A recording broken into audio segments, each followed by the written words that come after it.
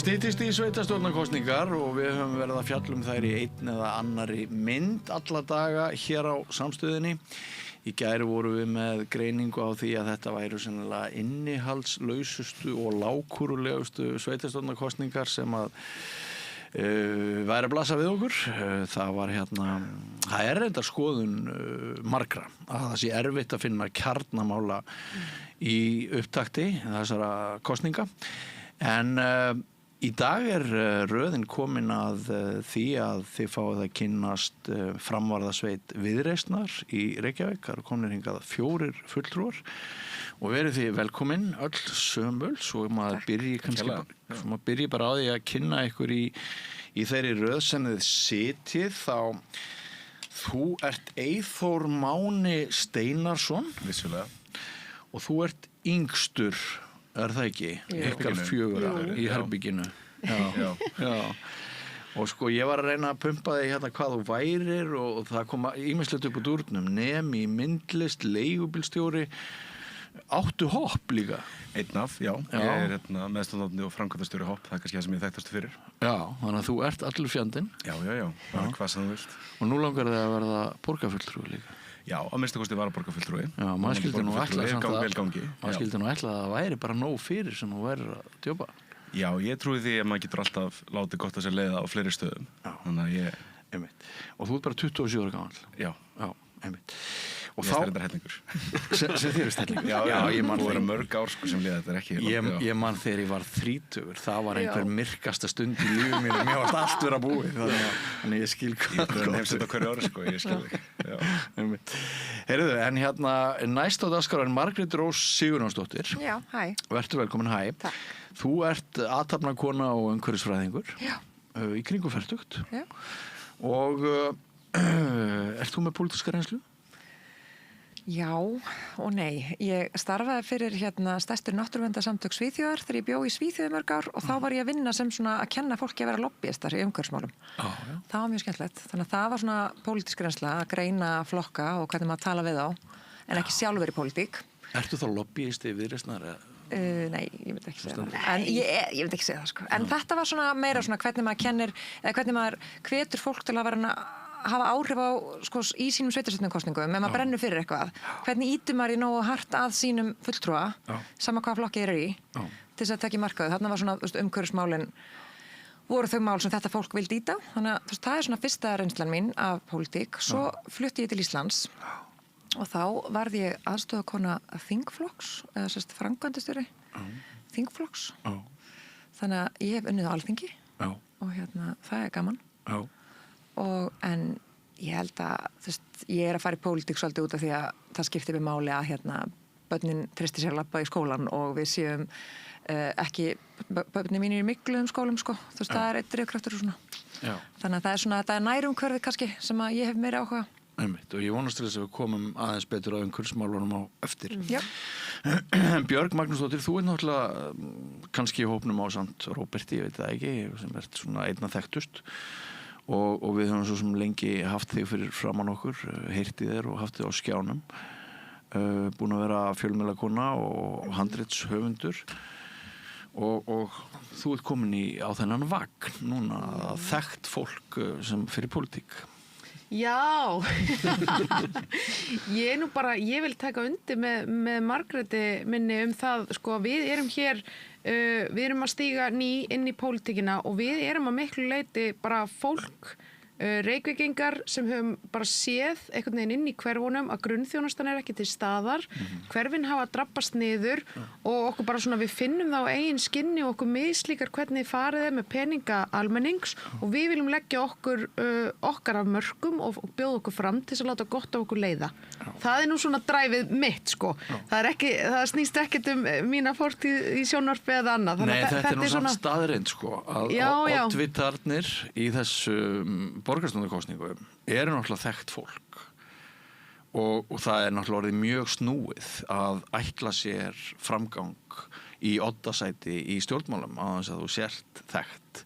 En má ég þá benda á eitt, Björn, þú ert nú reynslumikill fjölmiðlamaður, það er margt líkt með fjölmiðlum og svo stjórnmálum og ekki bara, ef maður bara ætlar að taka þá breiðu mynd þá er þetta bara áhuga á samfélaginu og það er bara margt líkt með því að vera að spyrja spurninga og velta fyrir sér samfélagsmálum sem fréttamaður og síðan sem stjórnmálmaður þó að séu þetta gjör ólík hlutur og ég skal alveg viðurkenna það að það er stundum auðveldara að vera í þínu hlutverki að spyrja spurningana heldur en að vita nákvæmlega svörin við þeim öllum en þetta er alltaf svona minn ásetningur. Ég hef líka verið í framboði og það er miklu verra að vera í ykkar sæti núna heldur en mér vegna þess að stundum koma alveg ógeðslegar spurningar sem er svo erfitt að svara þannig að já, en ég var ekki með neitt neikvætt gildi það að þú ert þekkt og þú ert oddviti Viðreisnar þetta er bara staðreynd og þannig að ég er ekki að gagnrýna það að þú ert þekkt og þú ákveður að gefa kostaður þennan slag þetta er bara svona fungerar Ísland og sennilega bara allur heimurinn í dag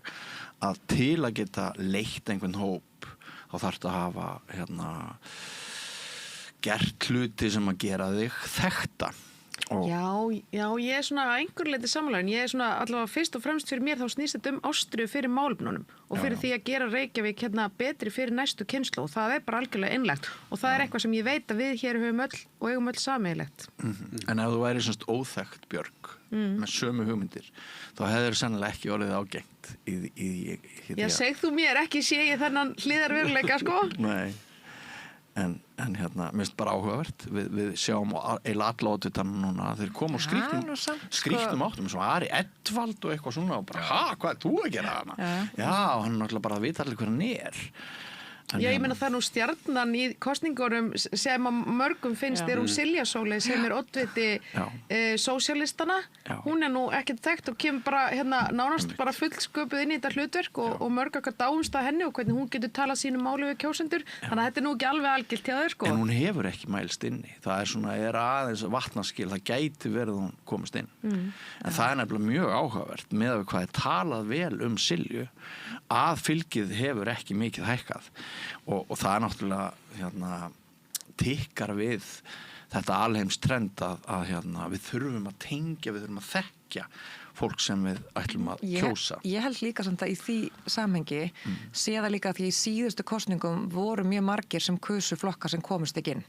Já. Þannig að fólk er líka hrætt við, ég held að sé alveg það hefur alveg að segja í þessum kosningum. Já, ég hugsa það að svona sérstaklega á höfuðborgarsvæðinu hvað voru þetta, 10.000 manns eða 5.000 manns eða eitthvað, það var fjöldin allra fólki sem að kaus flokka sem að síðan komist ekki inn. Að stefna í strategíska kosningu. Já, þú veist, ég meina, fólk er hrætt eftir það, held ég. Þannig að það getur líka nú alveg haft áhrif. Já, ég tek undir það.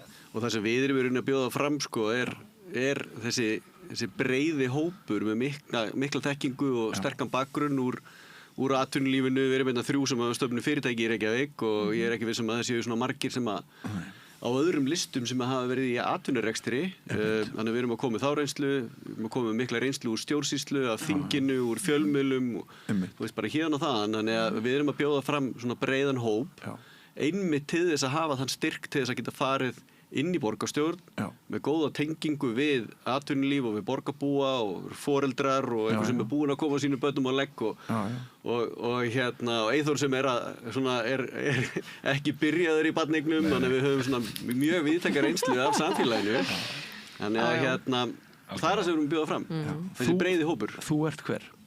Ég heiti Róbert og er Ragnarsson. Og þú hefur verið að gera hvað? Ég hef verið í þessu sveitarstjórnarmálum alla minn starfsferil. Ég hef verið bæjarstjóri í 2 sveitarfélögum, fyrst í Vogum og svo í Grindavík.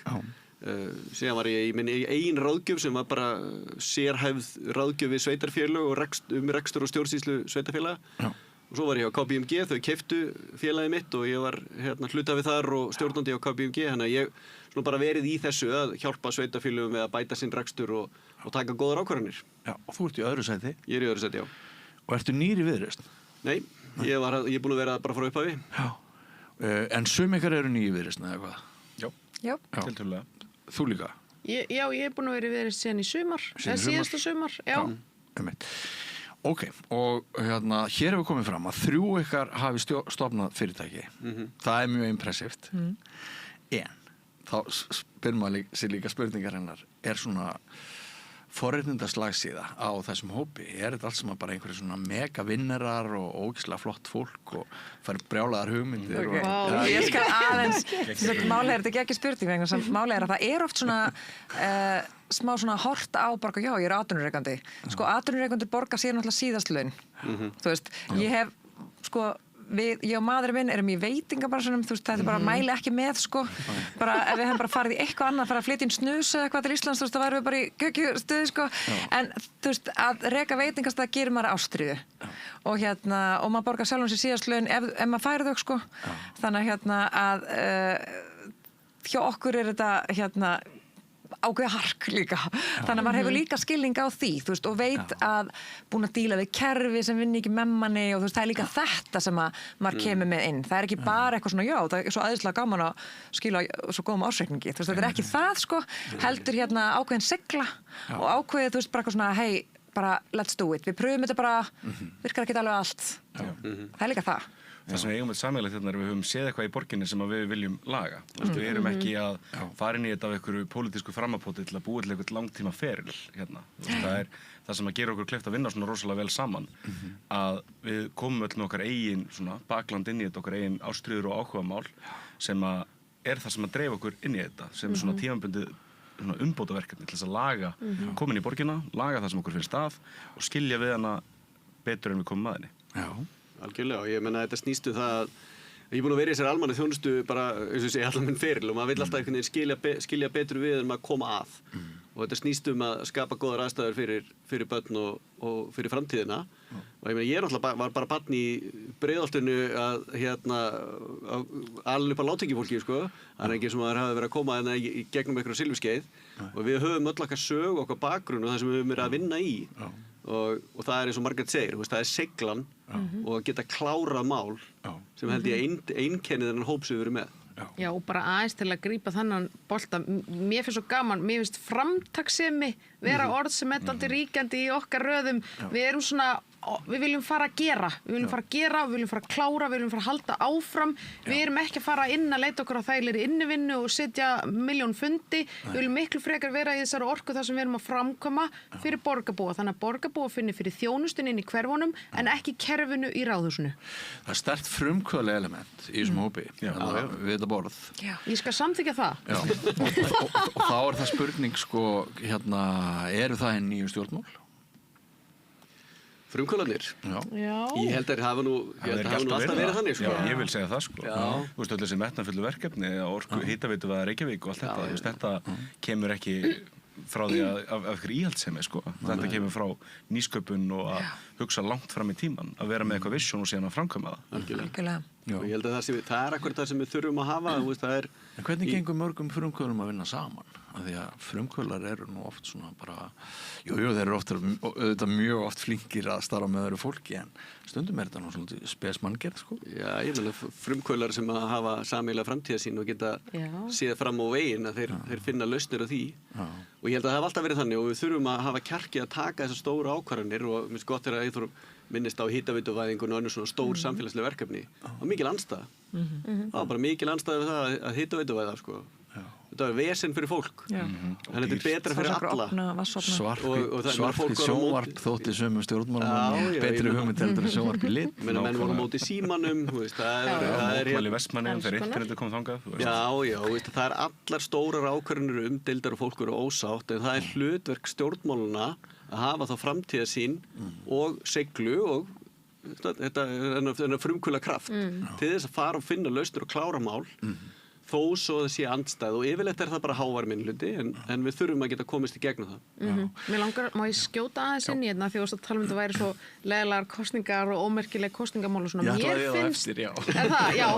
Má ég aðeins taka forskot á sæluna vegna þess að við erum að tala hér um framtíðarsýn og það er framtíðarsýn sem við deilum. Það er það að við viljum vinna fyrir næstu kynslóð Reykvíkinga, taka borgina upp á næsta level, gera hana bara samkeppnishæfari og betri fyrir okkur öll og til þess að gera það þá erum við búin að leggja fram fram okkar svona áætlun varðandi það. Við vitum að við þurfum að einfalda kerfið, við vitum að við þurfum að setja þjónustuna meira í forgrunn og bara einhvern veginn að þannig að borgarbúar finni fyrir því að ráðhúsið sé að vinna fyrir fólkið þarna úti. Og þetta finnst mér eiginlega að vera kosningamáli. Ætlum við til framtíðar með Reykjavík eða ætlum við til fortíðar þar sem við gast vera á nagladekkjunum niður Austurstræti eða Aðalstræti eða hversu mörg bílastæði hefur. Mér finnst þetta vera svona stóra tógið í þessari kosningabaráttu ef ég tala fyrir mitt leyti. En hérna Björg, sem oddviti, áttu vona á atkvæðan frá miðjunni til vinstri eða hægri? Ég bara öllum áttum. Já. Öll velkomin. Lítur á því sem miðjumannesku, hægri mannesku eða vinstri mannesku? Vá, þetta er... Þú hefur aldrei fengið þess á þér? Nei. Þetta er nú basic.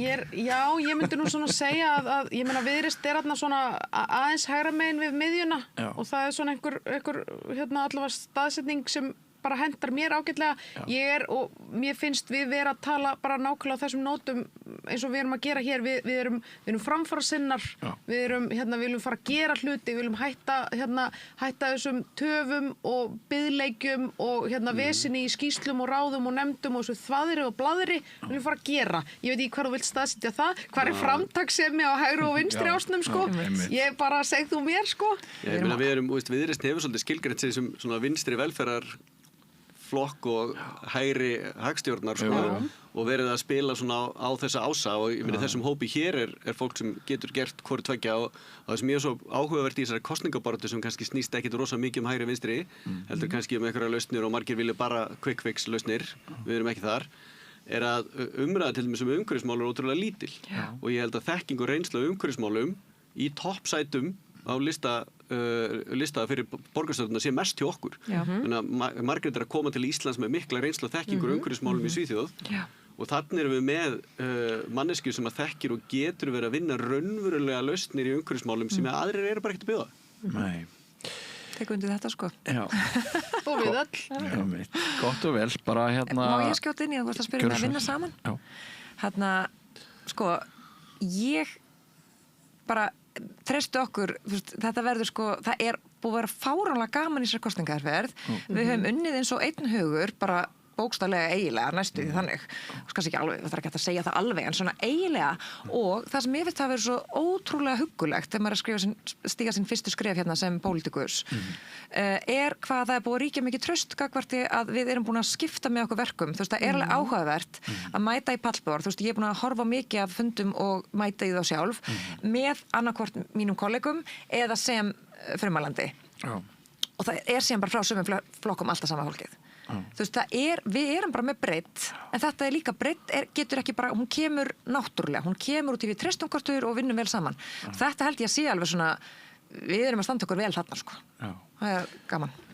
Ok, hérna, réttilega bentir á það að ég einbráði því og fleirin, þú varst líka að tala um það sannlega, að ég einbráði því hérna í upphafi, í eingangnum að greining Allaþórs Fandal í gær hún er svo að þetta sé erfið kosningabaráttu, hún sé inntakslítil, hún sé lágkúruleg hann tók nú miðflokkinn sérstaklega fyrir og hérna segir að það séu gremjustjórnmál sem er sko ekki með neinu lausnum og svo er náttúrulega talað um útlendingahattur, það hefur ekki verið mikið til umræðu í, finnst mér í upptætti borgarstjórnarkosningana.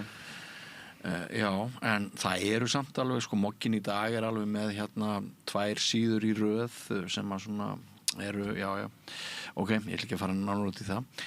En hérna, sko, í ykkar huga, þið er náttúrulega öll, þú ert reyndastur, þú getur, er það ekki, þú farið í kosningabaráttur eitthvað aftur í tímann. Sko ég hef aldrei verið í framboði sjálfur. Nú hefur ekki verið í framboði sjálfur. Ég hef verið bara starfsmaður. Þannig að ekkert ykkar getur borið þessa kosningabaráttu miðað við fyrri Ég get borið þarna saman við síðustu kosningabaráttu til Alþingis, sko. Til Alþingis. Ég var nú í stúdentpolítikinni. Já, við vorum líka í Það voru stúdentapólitík. annars konar kosningabaráttur þar. Þá var ekki neitt talað um útlendinga. Nei, það var talað um bílastæði. Bílastæðin hafa ekki farið neitt. Það eru 20 ár síðan við vorum saman í Rösku við Margrét. Þar var einmitt, vel að merkja og þar var Hildur Björnsdóttir á móti okkur í Vöku. Já. Og þar voru bílastæðin ofarlega á baugi. Við unnum. Já, við reyndar gerum það. En sem sagt, áður en við ræðum aðeins umhverfismálin sem mig langar að setja á dagskrá með okkur, þá langar mig að fá okkur til þess að bregðast aðeins við því, sko, hvort það sé erfiðara og bara erfitt fyrir flokk eins og Viðreisn, fyrir hóp eins og ykkur að kveða sér hljóðs í þessu tilviki reykvíska landslægi, hvort það sé óljós meiningamunur á milli flokka, hvort kjarni mála, hvort það er ekki neitt að rífast, hvort það er þess vegna sem að kosningabaráttan er sögð litlaus, hvort það er þess vegna sem að eitt myndband með manni sem finnur ekki bílastæði í göngugötu virðist ætla að verða helsti, sem að má ekki aðkvæm, virðist ætla að verða helsti minnisvarðin kosningabaráttuna þetta vorið. Þið skiljiði vonandi hvað ég á við. Byrjum á þér. Algjörlega. Sko ég get alveg tekið undir það að svona kosningabaráttur sumra geta verið ansi lágkúrulegar, en það held ég gerir ekki alla kosningabaráttuna yfir höfuð. Allar kosningarnar svona málefnalausar og lágkúrulegar. Það sem að ég hef upplifað, talandi bæði við aðra flokka, er að fólk er kannski minna að missa sig í einhverjum hugmyndafræðilegum skotgröfum heldur en það hefur verið að gera áður. Akkur heldur það sé? Ég held að stóru hluti sé það að þetta eru sveitarstjórnarkosningar. Það er miklu meira sem að raunverulega blasir við, sem að þarf bara að leysa og adressera, sem að er erfiðara að skera í sundur bara með hugmyndafræðilegum línum. Ég held að þessi auðveldari landspólitíkinni, þau ert miklu meira að setja lög og reglur og ekki bara fylgja þeim. En það hefur stundum verið meiri hiti og meiri polarisering í borgarstjórnarkosningum í Reykjavík. Ég get ímyndað með það. Skarpari línu. Algjörlega. Ég á erfiðara með að bera það saman sjálfur því ég hef ekki fylgst með öllum borgarstjórnarkosningum svona eins lengi kannski. En það sem mér finnst líklegt að sé að útskýra það gæti vel verið að það séu bara skýrari áskorun sem líka standa fyrir. Núna ertu með borgarlínuna sem ætlar að verða bara eitt heitasta kosningamál þessara kosninga þó að mér finnst það ekki einu svona vera kosningamál.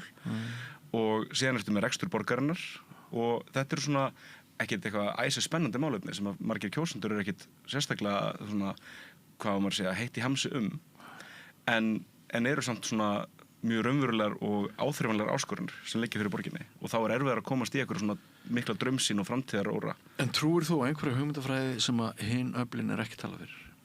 Trú ég á einhverju hugmyndafræði sem að... Ertu með eitthvað sem að greinir þig frá hinn og valkostunum? Ég persónulega eða flokkurinn? Já, þú persónulega. Sko ég trúi mjög mikið á hugmyndunum realpolitik. Þú veist að hlutir eru eins og þeir eru og þú þarft að adressera þá í nú ástandi og hvort sem umræðir skammtímalausnir eða framtíðalausnir, þá þarftu að svona ekki selja eitthvað pólitískan raunveruleika sem að mun aldrei verða til og ég upplifa að mörg gerir það, þú veist, miðflokkurinn að selja eitthvað hugmyndum það að þau getur bara slaufa borgarlínunni, þú veist, meira sem ég verið haldin þeirri skoðun, þá myndi ég ekki einu svona reyna að selja hana, af því ég veit í hjarta minni að það er ekki hægt, þú veist, ekki nema að þú fáir hreinan meirihluta og líka greiðir verktökum 100 milljarða í skaðabætur, sko. Okay. Bara takk fyrir þetta. Sama bara sömu spurningar til þín. Fyrir hvað, sko, er erfitt að standa út úr og er einhver svona raunveruleg kjarna ágreiningur? Sko, minna það er náttúrulega að þú veist það eru greinar á Vísi frá öllum alla daga, stanslaust, þú getur framleitt þitt efni sjálfur, þú veist það getur alveg enda svolítið bara inn í þinni búblu, en mér finnst sko út af því að ég skil mjög vel að það er alveg erfitt að vera fjölmiðl þegar eru svona margir í framboði og þú vilt veit einhverju svona vera jafn góðu við alla skiljuru. Það sem verra er að fjölmiðlar hafa mist hlutverk sitt. Þeir eru ekki lengur hliðverðirnir. Það skiptir alveg meira máli fyrir framgang ykkar sem frambjóðanda góð tök þið hafið á ykkar eigin kontenti með samfélagsmiðlum og öllum því. Það er líka það sem er rosalega stór breyta í þessu. Sem einkennir með þennan Edvald minnisvarða líka. Já, akkurat sko. Og mér finnst bara, þú veist, það er alveg erfitt að vera sko blaðamaður í fjölmiðlum og vera með 9 eða 11 viðmælendur eða hvað þetta eru margir skilur og svo ætla að vera með einhverja follow-up spurningu þegar tímaraminn er 30 mínútur. Þannig að mér finnst maður ekkert ná að fara á dýpi. Þú veist, það eru kannski svona þættir, ef fólk nennir að horfa á þetta þá getur þau kynst okkur aðeins betur. En það sem ég finnst kannski aðgreina Viðreisn frá hinum er kannski svolítið það sem að Róbert var að segja á hann með, þú veist, hægri hagstjórn og vinstri velferð, þú veist, við erum með bland þessu betur fyrst mér heldur en margir en ég held líka að það sé, þú veist, þetta með svolítið, þú veist, að við erum raunverulega að meina okkur finnst að fólki að hafa frelsi þú veist, frelsi til að velja hvernig þú kennst til að fara að vinnu, þú veist, það er alls konar hlutir þegar kemur að frelsismálum sem ég veist aðri svona dygðaskreita sem með pínu eða bara ekki tala eða er alveg samum sko en við svona raunverulega vera að meina það en það er mjög erfitt að koma því í gegnum lætin en lætin finnst mér svolítið vera já, tími búinn Það eru lætin, að það er alltaf verið að stoppa manna og ég skil það mæta vel, ég meina ég er búin að sitja nokkuð pallborð sem ég er að sofna, sko, þau eru svo löng. Já, en bæði löng og grunn oft. Já, og það er eiginlega versta. Þannig að þú veist, Björg var í pallborð í gær, það sem var skipt eftir fylgiflokka, og það sem var meiri sæ gott í það pallborð, þau tóku sko sumar spurningar á fyrir hlutan og ekki sömu spurningar á seinni hlutan, en skiptu fólki upp. Það var alveg betri dýnamík, maður sá það bara strax að þegar fólk getur aðeins komið andsvör, þú veist, út af því að það voru eiginlega aldrei follow-up spurningar hjá sko spyrlunum sem ég skil mig vel þegar þá getur þetta mjög langt. En að það sé hægt að vera með andsvör og svona, þú veist, pólitík getur bara líka verið skemmtileg. Hún getur verið hnittin og fyndin og spennandi og gróf, en hún er rosa svona pen. Og það held ég líka, Atli Þór Fandal, þekki hann vel, að ég held að hann sé líka kannski, hann fílar smá bit, skilur, en það er ekki mikið bit þegar eina bitið er nagladekk, sko. Þú veist, það er smá, þú veist, það er þetta þrótt, en viti, má ég aðeins rifja upp hérna söguna, það var nefnilega svo þetta er svo rétt hjá þau, Margrét, með, þú veist, ef þú ert með 11 pallborði, það bara gerist ekki neitt í dýnamíkinni. Mér fannst sko fyrst kosningabaráttan þegar muni, Davíð Oddsson, heitinn var í framboði með Andra Snæ og Guðna muni, sú hersing, það var fyrst skemmtilegt þegar þau mættust í sjónvarpssal og gátu farið aðeins að tosa og skjóta í hvort annað, að því ef hver er bara eitthvað að tala sitt á sínum miðli og sínu vídeo, þú veist, jú, allir geta sagt eitthvað flott sem eitthvað auglýsingastofa hefur skrifað og svona, en þú kynnist ekki fólki fyrir þú ferð að sjá það í aksjón með hinum, þá ferð að sjá, hvernig svarar Róbert mér og hvernig tekur hann á móti og getur hann bitið frá sér og allt þetta, þá fer þetta að vera gaman, sko. En það sem ég ávið með inntaksleysi og svona ákveðinni kreppu er til dæmis í Mogganum í dag er frétt að Einar Þorsteinsson, Framsóknarmaður, sem þú vannst hjá var ekki, já, hann var að kynna stefnu Framsóknar í gær og Moggin byrjar frétt sína á umfjöllun á því og það hefur sannlega verið það fyrsta sem Einar og félagar sögðu í Framsókn, að í stað þess að borgin var á rauðu ljósi þá ætti hún að fara á grænt ljós. Og þetta Framsóknar grænn. Já, en þetta er svo dæmigert. Hvað þýðir þessi frasi? Hann þýðir ekki neitt. Hvað er undir honum? Ekki neitt. Og við erum alltaf að lesa einhverja svona frasa. Má ég koma aðeins inn í þetta? Já, býta aðeins að. Við komumst ekkert nær því hvað Einar átti við með þessu vegna þess að það byrjunin á fréttinu, hún er, þú ert að fara djúpt niður, sko, til þess að sjá kannski einhvern raunverulega mun. En þetta eru svona orðaleppar og ég hef aldrei átt í meiri vandræði með að ráðstafa mínu atkvæði. Ég veit ekkert hvað ég ætla að kjósa. Mér langar ekki að kjósa neitt. Kýstu í Reykjavík? Ég man ekki eftir því í sveitarstjórnarkosningum, það er svona stutt í sveitarstjórnarkosningar, að mér langi ekki til að kjósa neitt. Yfirleitt hef ég verið svona, já, þetta eru 2 góðu kostir, 3, en núna bara langar mér ekki að kjósa neitt. Og börnin mín eru algjörlega hneyksluð á mér. Það var við vorum að borða saman í fyrrakvöld og ég hef svona stundu verið að reyna að fá þau til þess að, já, þú ert kannski að prófa þetta, eitthvað svona, en núna bara, neða, ég veit ekki. Bara svo ég segi þið hljótið að hitta margt svona fólk, er það ekki? Jú, en bara rétt aðeins að grípa hennar bolta með hvað er kosið, að því nú erum við farin eins og Margrét nefnir, við erum svona farin að tala meira saman í pallborðum, sem sagt bara flokkarnir og fulltrúar þeirra.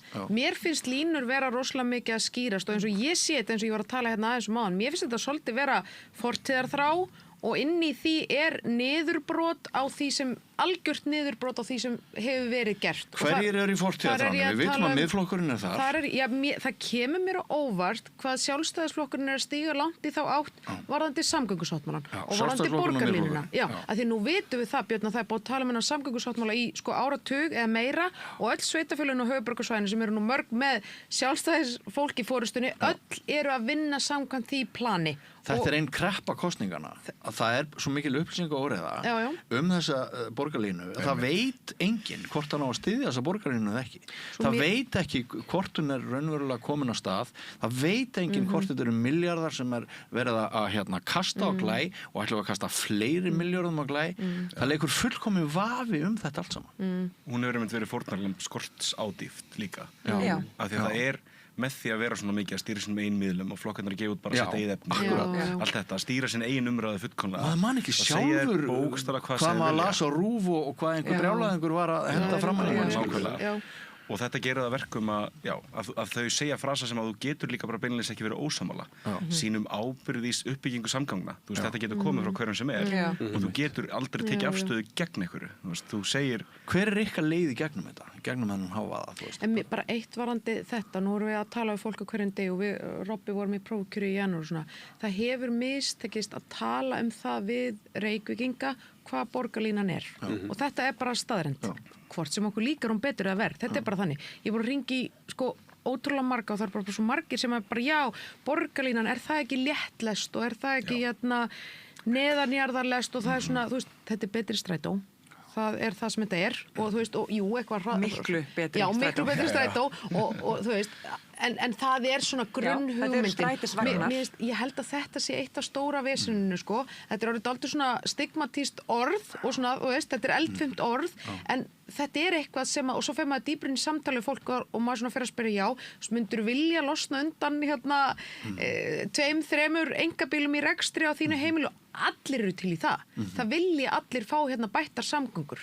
Skilju, en það bara svona, það eitthvað rofaðna í samskiptum það hver hugmyndin Finnst þér ekki aðeins, Róbert, áður en þú klárar núna, finnst þér ekkert erfitt að finna sko kjarnan einhvern veginn og finnst þér, þegar þú ert að svona velta fyrir þér eigin frammistöðu á opinberu vettvangi, finnst þér ekki erfitt að finna sérstöðu þína Mér finnst alltaf mjög góður málstaður eins og við erum að tala með þeim hætti, við viljum halda áfram að vinna með samgöngusáttmálann. Með því erum við ekki að segja að þetta sé fullkomið plagg, en við teljum það óábyrgt að ætla að brjóta hér allt og bramla með einhverju vélsög og byrja frá grunni eins og Miðflokkurinn að tala og eins og Sjálfstæðisflokkurinn farin að tala. En finnst þér kosningabaráttan inntakslítil og lágkúruleg eins og... Nei, ég get nú ekki alveg tekið undir það. Og fyrir okkur það svona dálítið skýrt hvað við viljum gera og við reynum auðvitað bara að tala það og beina sjónum á okkar málefnum og því hvað við viljum gera frekar en að böðlast út í hvað allt umlegt sko. Fyrirgeðu Róbert, þú vildi forðið og aðeins inn í þetta bara. Ég bara að teka undir með Eyþóri, það í pólitík listins mögulega, að við þurfum að klára það sem það þarf að klára og hérna komin einhver Mér finnst borgarlínan sko í rauninni ekki vera kosningamál núna, það var kosningamál, það búið að ákveða þetta og nú þetta bara spurning útfærsluna og hverjum treystur til að klára. Kannski þetta einhverju þetta í kosningunum að verja fyrir ákvörðun? Já, ég meina það sem sagt, ef við ætlum alltaf að vera þar að þurfum við að endurskoða allar ákvarðanir þegar kemur nýr meirihluti, þá verður engin framgangur og okkur gengur ekki vel. Bara rétt eins og við hitaveitudæmi sem við tekið hérna áðan, rétt eins og með aðra samgönguframkvæmdir sem hefur verið farið í. Einu sinni vorum við í ESB hérna ferli og svo kom bara ný ríkisstjórn og hún klippti bara með einu bréfi og þú veist þetta er bara saga íslenska stjórn. Og það ákveðin svona menningarbreyting. Og þá klárast ekki neitt og ég meina Færeyingar bara byggðu sína þjóðarhöll meðan við höfum verið að tala um hana. Þannig að við erum, og það sem aðgreinir okkur kannski frá öðrum, að við erum vissulega frjálslyndur flokkur. Við viljum leyfa sjálfstætt starfandi aðilum að hjálpa okkur við að leysa verkefni hins opinbera. Það er engin kreddufesta í því. Við viljum bara finna lausnir á því. Því það er realpolitík eins og það kom inn á áðan. Bara finna lausnir. Það sem einkennir okkur líka, kannski, og aðgreinir okkur frá öðrum, er að það eru flest frambúð að tala um að það þurfa nú að gera eitthvað, það þurfa nú að taka til í reksturinn, það þurfa að straumlínulaga og eitthvað slíkt. Og við erum algjörlega þar, við viljum minna ráðhús og meiri þjónustu út í hverfin. Munurinn á okkur og öðrum er að við vitum hvað við erum að fara að gera. Við höfum gert þetta áður. Eða Róbert hefur gert það. Þannig að líka mjög tilbúin að tala skýrt það. Mér finnst það mikilvægt að segja. Við erum mjög tilbúin að tala skýrt það og alveg tæpið nokkuð laust. Við höfum talað það þarf að fækka bara stöðugildum í borgartúninu og við höfum meira að tala hversu mikið. Það er engin flokkur sem leggst gegn því. Nei, það talar samt ekki nákvæmlega hvað á að gera. Nei, og við vitum alveg hvað á að gera. Og ég meina ef ég væri ennþá í ráðgjöf og nú er ég ekki bara að vera hrókafullur sko. Ef ég var ennþá í ráðgjöf og það var einhver, ef Edvald var í borgarstjóri, þá myndi að ringi mig til þess að biðja mig að hjálpa sér. Því hann gæti ekki gert þetta sjálfur. En viljið þið öll fækka borgarfulltrúa? Sko ekkert endilega fækka þeim, ég tala allavega fyrir mig sko. Þeir eru 23 núna, það er lögbundið lágmark eins og lögin eru núna. Kostnaður við borgarfulltrúanum er mikill. Kostar 850 milljónir ári. En þessi stjórnsýslu kostnaður sem að mogginn hamast á þessi allt og hár, allt og margir millistjórnendur og þeirra borið saman sko stærðar hagkvæmni Reykjavíkur sem ætti að vera með Akurir og þar kemur í ljós að það er bara, þetta eru skelfilega niðurstöður, Reykjavíkur borgið hag. Hver er ykkar hugur til þessa? Það er það vel hægt að lækka þennan kostnað og færa þjónustuna út í hverfin.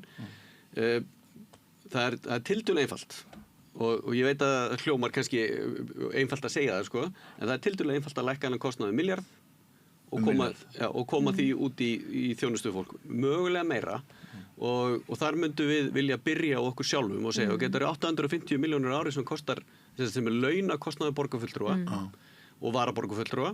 Við myndum vilja breyta því. Það er hvergi annars staðar í Skandinavíu eru allir borgarfulltrúarnir á fullum launum sem borgarfulltrúar gera ekkert annað. Og þetta segir ekki sem popúlisti til að fá atkvæði, þetta er sannfæring. Þetta er bara mín sannfæring. Það er betra. Við erum að taka undir þetta og við erum ekki að mælast inni, sko. Það er okkar laun sem fara fyrst, sko. Ekki til að vera 70%. Mín sín á þetta er sem sagt að, sko, bara til að sletta, sko, þessi starf sem er business of better decisions. Okkar hlutverk er að taka góðar ákvarðanir. Ef að allir í stjórn félagsins eru hluti af kerfinu, þá munu þeir ekki taka góðar ákvarðanir út frá samfélaginu að þeir hafa ekki innsýn í samfélagi lengur. Það er kjarnin í þessu. En Björg, sko, Róbert nefnir þarna milljarð sem við getum sparað og þessu. Og við erum með veikindi hjá Reykjavíkurborg sem kostar 7 milljarða á ári. Við erum með næstu því 10% veikindarhlutfall. Já, rúmlega 7%. Nei, ég þetta sem er 8 og 9. Það er hærra í leikskólunum. En Björn, það á sér líka skýringa þar sem starfsfólk er með yngstu krílunum og allar pestir ganga og svona. Mér finnst ekki alveg sanngjarnt að taka það alltaf út til svega, sko. Hvað sem er sanngjarnt ekki, þá er þetta svakalegu kostnaður. Og hann er meiri heldur en víðast hvar segir Morgunblaðið. Ég veit reyndar ekki alltaf hvenær Morgunblaðið er bara með áráður og er að segja ósatt eða hvenær Morgunblaðið er að segja fréttir. Þannig að við vitum öll að Morgunblaðið hefur stökkbreyst frá því þessi ríkisstjórn tók til valda, en gjör svo vel. Mér langar bara að segja eitt. Mér finnst líka ótrúlegt ábyrgðarhlutverk. Sko, það er eiginlega engin annar vinnustæður en Reykjavíkurborg sem er baktalaður all the time. Hvernig myndi þið líða í vinnunni ef að æðstu stjórnendur þínir væri út átun að bát að segja þú stæðir illa í vinnunni? Þú veist, ég held að þurfi aðeins að vanda sig betur. Við erum með rosalega mikið fólk í vinnu og það eru borgarfulltrúar. Við erum bara búin að fá það staðfest að það eru borgarfulltrúar sem fara í fjölmiðla og ljúga fjármálin. Það veldur álag á fjármáladeildina. Það er bara eins og öll ESB-umræða. Hún er meira en að liga. Já, algjörlega. Og þarna finnst mér, þarna erum við kannski komin í þetta líka með smá, þú veist, þú veist, að tala um þetta innihaldslaust og allt eitthvað glata, sko, í pólitíkinni. Þú veist, það er bara svolítið glötuð umræða stundum hlutina. Annars vegar er sagt þeirri, þið farið ekki á dýftina, en hver vann síðustu borgarstjórnarkosningar? Hver voru það voru skilabúin, er ekki best að kjósa Framsókn, that's it. Ég vissi ekki neitt fyrir hvað þessi flokkur stóð nema það. Og ég kaus hann sannanlega ekki, en það voru fólki í kringum mig sem var bara best að kjósa Framsókn, voru bara með einhver Framsóknar derhúi og þannig að það er bæði verið að senda okkur skilabúin ekki segja neitt, vegna þess að kjósendur nenni ekki að hlusta þegar sem ekki að gera eitthvað, en svo sama tím bara þetta er svo grunnt og leðilegt. Þannig að þarna held ég líka bara, það er bara ábyrgð allra þeirra sem taka þátt í umræðunni að vanda sig, að vera ekki með að koma með eitthvað svona blamringar og leiðindi endalaust og ég er ekki verið eitthvað svona tóxisk jákvæðni, ég er ekki að meina það, heldur það má líka alveg vanda sig, vistu, allir, sko, fjölmiðlar, fólk sem talar, þeir sem að, þú veist, er að skrifa eitthvað, það eru bara mikið af svona, hvernig næ ég í gegnum þú veist, lætin, hei, einföldur skilabúðun, segjum eitthvað, búm, eina línu, rauðu dregill, grænt ljós, þú veist, eitthvað, og þetta hefur bara þessi áhrif. Þetta var góð ræða af Margréti. Klippum hann út, textum hann á, setjum hann á einmiðla, enginn að efast mig og bara ekki. Algjörlega. Má ég skjóta, ætlaði þú að koma inn í? Já, þú getur byrjað bara, ég tek sér. Bara mér finnst þetta, að því vorum aðeins að tala um, þú veist, þennan milljarð og tiltektina inn í kerfinu. Við sjáum það, við erum að tala við íþróttafélög, skólastjórnendur, íbúa út alla borg. Ég var í gærkvöldi á góðum íbúafundi upp í Breiðholti.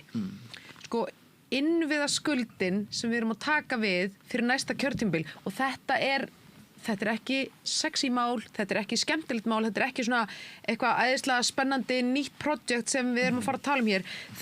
Sko, innviðir í borginni eignir borgarnar hafa verið vanræktar og það hefur verið vanfjárfest í því að halda við.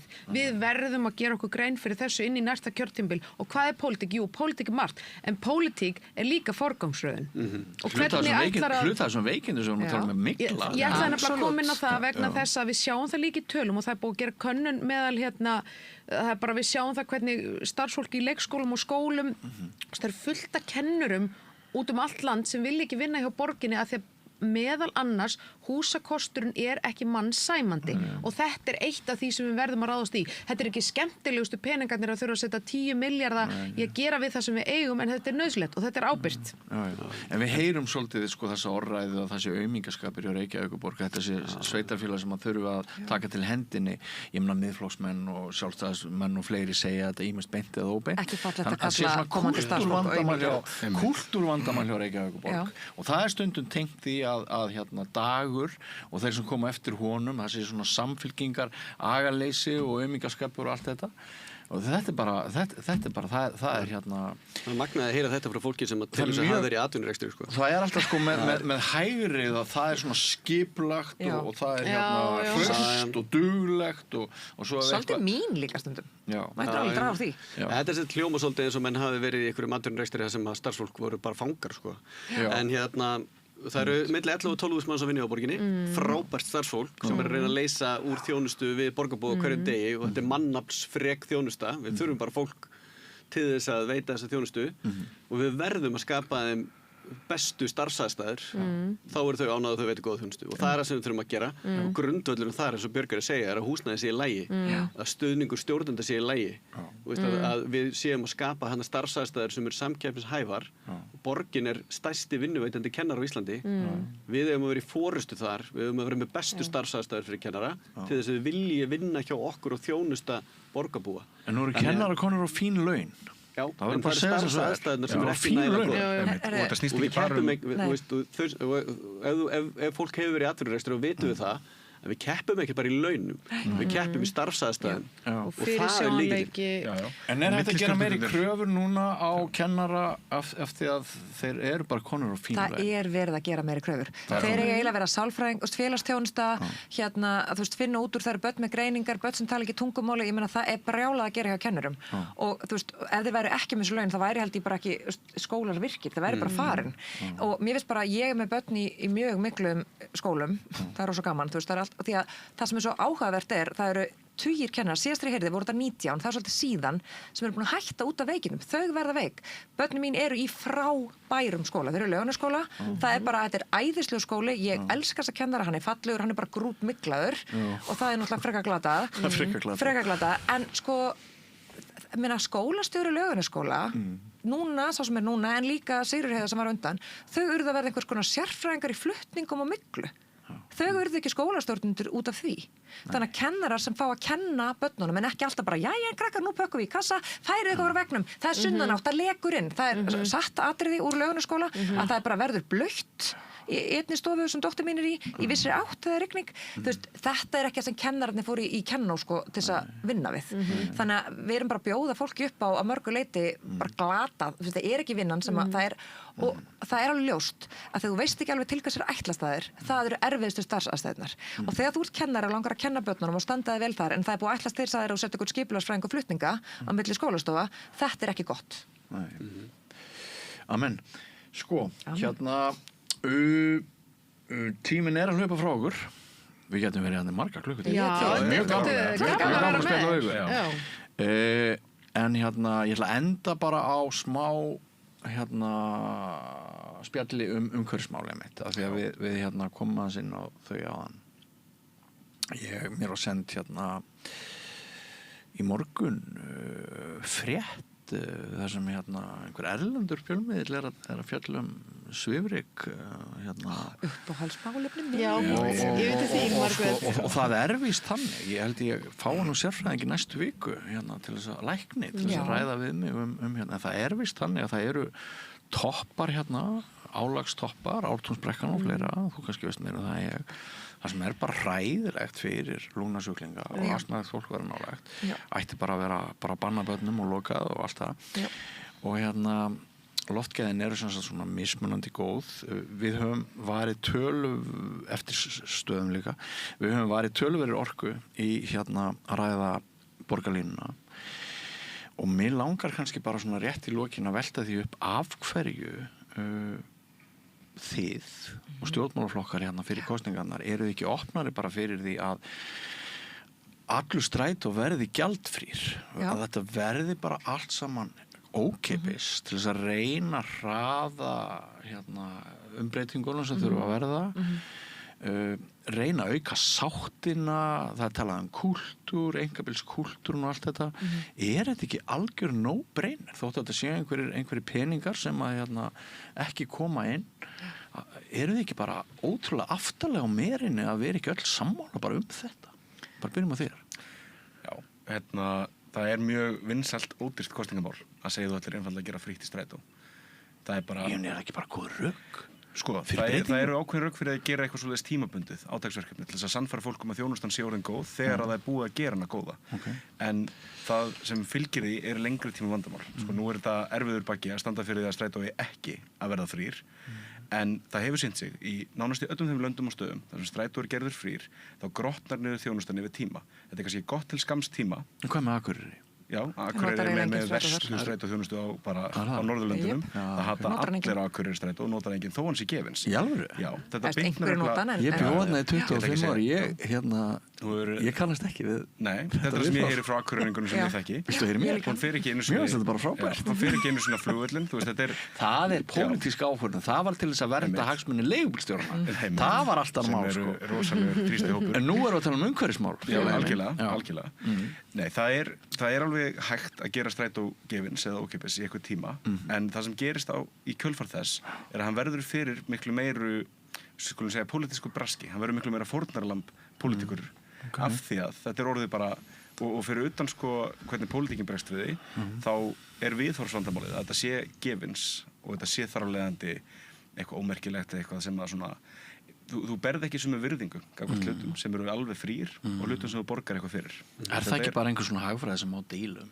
Það má alveg rífast um það. Veltur það ekki svolítið á sko samhenginu og því sem við erum að ræða núna? Það eru raundæmi sem hafa sýnt sig samt, bara víðsvegar í heiminum, að þegar strætó eða almenningssamgöngur eru gerðar fríar eitthvað staðar, það missa þær gæði og þær missa yfir lengri tíma notendur líka. Þannig að þetta er eitthvað sem hægt að gera til annarkvort pólitísks eða notkunar ávinnings til skamstíma, en leið þú heldur þessu áfram til streitu, þá allan annars þar í heiminum, það sem þetta hefur verið reynt, missir almenningsvagnarnir gæði og þar af leiðandi þjónustu, eða notkun fyrir gæði. Ég sé fyrir mig sko, því nú er verið að leyfa börnum að fara ókeypis í strætó. Upp til 11 ára. Upp til 11 ára er ókeypis og það liggur fyrir eitthvað áætlunum að nú að það verður til 15-16. Þau eru búin að samþykja það er ekki ennþá komið, held ég. Samþykja að skoða það eitthvað svoleiðis. Já, eitthvað svona, ok. Sko, mér finnst alveg það má alveg velta fyrir sig hvort að það ætti að vera ákeypis upp í 18 ára, þannig að bara öll börn séu ókeypis í strætó, því að það sem gerist nefnilega 17 ára þú fær bílpróf. Þannig að mögulega væri fínt að halda krökkunum bara, þú veist, því að ég finn það því ég á börn sem eru mjög sjálfsagt að taka sjálfstrætó, að þetta er alveg smá kostnaður þó svo það sé ekki stóra, ég meina það væri miklu meiri kostnaður að skuttla fyrir mig. En þú veist, þetta er samt svona, ég finn hann eitthvað peningunum búin eitthvað, þú veist, getur stundum verið smá brölt og við viljum kannski ekki öllu börnin okkar sem er snjallsíma þegar 11 ára en þú þarft eiginlega að borga með snjallsíma í klappinu þannig að það tala ekki alls saman. En sko ég vildi alveg óska þessar kosningar væri í nóvember þannig ég geti bara að tala um svifryk og nagladag allan daginn en nú er þú veist maí á morgun þannig að þú veist þetta er kannski ekki snjómokstur og svifryk er ekki alveg heitasta kartaflan akkurat núna en sko við þurfum að fara þegar það kemur af loftgæðamálum það deyja það eru toppar í hjartaáfalli, heilablóðfalli, alls konar astmakostum og bara lúnasjúkdómum í þessum toppum og veist, það sem Reykjavíkurborg þarf líka að gera, við þurfum bara að mæla þetta betur. Það eru fáir mælar, þeir eru bilaðir, þannig að fólk svona, já, þetta er bara Grensásvegi, ég bý ekki þar. Það hafa verið settur upp mælar við skóla í Reykjavík og þeir sýna svart, þú veist, það er svona kvarði og svart er bara, skólinn mætti ekki setja starfsfólki út, það myndi bara heilbrigðiseftirlitið geta sko lokað þessum skóla. Þegar ég var upplýsingafulltrúi Umhverfisstofnunar fyrir nokkrum mánuðum, þá talaði 70 til 80 dauðsföll á ári. Já, ég heldur séu konum til 90. Beint tilfarað svifryksmengun. Já. Þannig að þetta bara, við erum að sjá það að fólk að skutla börnunum sínum meira í skólan. Það að aukast, samkvæmt könnun sem að gera núna fyrir nokkrum mánuðum. Maður sér alveg marktakan mun á milli ára. Og þetta hefur að gera með að fólk treystir ekki börnunum sínum í umferðin inn í hverfunu þeirra.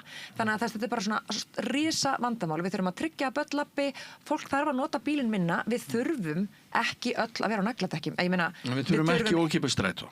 Nei, sko, á grándögum, ég vil að sé ókeypis á grándögum og mér finnst líka alltaf bara ókeypis á menninganótt, ókeypis á einhverjum dögum þar sem við bara viljum að allir sé í strætó eða borgarlínunni, en ég held að það er ekki kostnaðurinn sem er ástæðan fyrir að fólk tekur ekki strætó.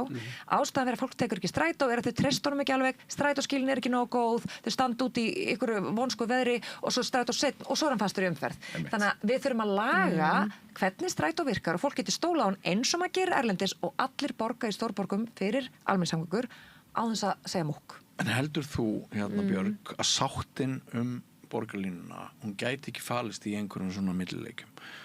Að hvetja okkur til þess að nýta almenningssamgöngur enn frekar en er núna með því að það kosti ekki neitt að breyta lífstílunum. Mér finnst nú félagar mínir hafa svarað bara ágætlega vel fyrir þetta. Við sáum það var bætt í strætó síðasta sumar. Það voru settir það var bætt á skilaða fleiri farþega. Já, okkur skilst það. Skilaða mælanlega fleiri farþega. Já, hve mörgum ég hef keyrt þetta svo voru 10 fleiri. Við spurðum nú framkvæmdastjóra strætó og það voru ekki kannski alveg nákvæmar tölu en þau merkja aukningu en ég er nú bara ganni verið að spyrja svona í kringum mig og bara fólk sem eru tíðir, ég ætla bara að viðurkenna það, ég er bílakona og ég er að æfa mig að taka meiri strætó. Sko, mér heyrist að það hafi verið mjög jákvæð breyting og mér finnst það mjög gott að heyra það. Það var bætt í tíðnina á þessum aðaleiðum sem fara greiða leið milli sveitarfélaga og stóra vinnustöða og svona. Þannig að það finnst mér mjög jákvætt. Ég get alveg tekið undir það og þetta sem Margrét er að segja með sko, að, build it and they will come. Það er vesenið með borgarlínuna. Það er svona, loforðið er, það verður geðveikt eftir 16 ár. Það er og fram að því bara þrengingar og vesen. Já, en ég er samt líka, minnst þessi retóríkur aðeins sótt frá líka, Miðflokkurinn og Sjálfstæðisflokkurinn hafa verið helstir í það að segja þetta kemur eftir 100 ár. Við erum að tala um að ef við náum að láta þetta gerast á áætlun sem að verður okkar verk, þá verður lota 1 tilbúin 2031. Það er bara eftir lok næsta kjörtímabils. Þá er bara lota 1 tilbúin og þá getur við tekið borgarlínuna, allaleg frá miðbænum upp í Hamraborg í gegnum Nýju brúna á Fossvogum og það mun hafa mælanlega áhrif. Hún verður miðjuskipt alla leiðina sem því hún mun þysja í gegnum umferðina miklu hraðar en bílarnir sem að verða ennþá fastir. En mér finnst bara mjög mikilvægt, nú er Suðurlandsbrautin, ég ætla ekki að fara í djúpar umræður um hana, ég veit að við erum að brenna inn á tíma og svona, en mér finnst bara skipta rosalega miklu mála að við förum inn í þennan málflokka mikilli ábyrgð inn í næstu borgarstjórnarkosningar, af því að við erum hér að tala fyrir lausn.